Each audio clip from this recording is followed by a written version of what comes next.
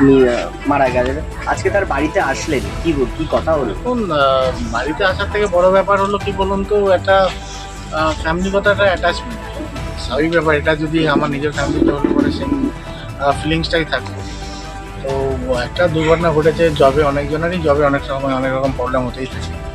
সেই জায়গায় সত্যি খুব খারাপ লাগবে। এবং আম, একটা ছোট্ট বাচ্চা মেয়ে রয়েছে, একটা ছেলে রয়েছে, পড়াশোনা করছে এরা। এবং দাদা হিসাবে আমি বলতে পারি মলয়ও রয়েছে, মলয় এখানে টোটাল দেখে 9 নম্বর ওয়ার্ডে। এবং কাউন্সিলরও রয়েছে, কল্পনা দি রয়েছে, আমরা সকলেই রয়েছি ওনাদের পাশে, কোনো ব্যাপার নয়। এবং অ্যাজ আ ফ্যামিলি মেম্বার হিসাবে, অ্যাজ আ চেয়ারম্যান হিসাবে আমি আসিনি, ওনাদের ফ্যামিলি মেম্বার হিসাবে আমি এসেছি। কোনো রকম অসুবিধা নেই, আমরা ওনাদের পাশেই আছি। দেখা গেছিল যেদিন উনি অ্যাক্সিডেন্ট হয় সেদিন থেকে কাঁচাপাড়া পৌরসভার এবং সব রকম সহযোগিতা পেয়েছে, কি বলবেন? দেখুন, এটা হলো আমাদের মানুষের কর্তব্য। এটা আমাদের মাথার উপরে মাননীয় মুখ্যমন্ত্রী মমতা বন্দ্যোপাধ্যায় রয়েছে এবং আমাদের বীজপুর বিধায়ক মাননীয় সুবোধ অধিকারী রয়েছে। এবং দুটো পৌরসভায় কিন্তু নিয়ন্ত্রণ করেন না মাননীয় সুবোধ অধিকারী। তো সেই জায়গায় আমাদের একটা মানবিকতা রয়েছে যে মানুষের কোনো রকম অসুবিধা হলে পাশে দাঁড়ানো এবং সহযোগিতা হাত বাড়িতে এবং হেল্প আউট করা। তো সেইভাবে এমন একটা দুর্ঘটনা ঘটেছে।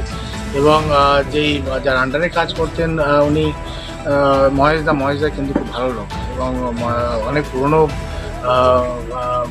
কন্ট্রাক্টর। কিন্তু মেন ব্যাপার যে ঘটনাটা ঘটেছে, উনিও খুব দুঃখ প্রকাশ করেছে, বলেছেন। তো আমরা সকলেই ওনার পাশে আছি, আশা করি কোনো অসুবিধা হবে না। এবং বাচ্চা মেয়েটা রয়েছে, তাকেও একটা হেল্প আউট করা হবে। ছেলেরা রয়েছে, পড়াশোনায় যেন কোনো অসুবিধা না, ফ্যামিলি চালাতে অসুবিধা না, সেটা আমরা দেখে নেব। কি কথা হলো পরিবারের সাথে? পরিবারের সাথে কোনো ব্যাপার না, অ্যাজ এ ফ্যামিলি মেম্বার আপনাকে আমি বললাম, এগুলি যে কথাটা হয় সেটাই কথা হয়েছে। ওনার একটা দিন আসবে, এসে আরও কথা বলে যাবে।